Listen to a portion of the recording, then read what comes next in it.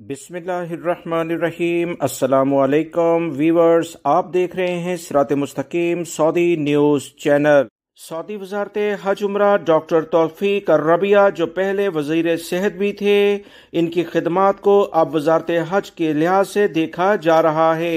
Saudi हुकूमत की जानिब से सऊदी वज़ीर हज उम्रा ने इस बात की तस्दीक कर दी है कि सऊदी अरब में दुनिया के तमाम ममालिक से आने वाले तमाम उम्रा ज़ायरीन के उम्रे में तोसी की जाएगी। 1 माह से लेकर 3 माह तक ये सऊदी अरब में उम्रे के वीज़े के लिहाज से रह सकते हैं।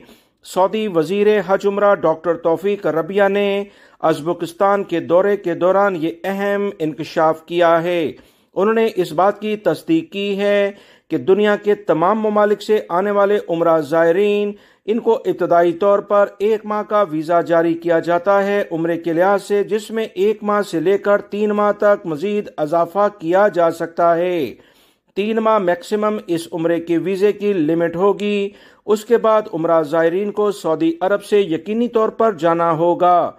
पहले उम्रा वीज़े का दुरानिया सिर्फ 1 माह होता था, अब इसमें दुनिया के तमाम ममालिक के उम्रा ज़ायरीन के लिए बाकायदा अहम सहूलत दे दी गई है कि उम्रा ज़ायरीन को 3 माह तक ममलिकत में क़याम की मुकम्मल सहूलत होगी। सऊदी अरब के मदीना मुनव्वरा और मक्कातुल मुकर्रमा के अलावा तमाम शहरों में वो आ जा सकेंगे। किसी भी किस्म की रुकावट इनके लिहाज से नहीं होगी।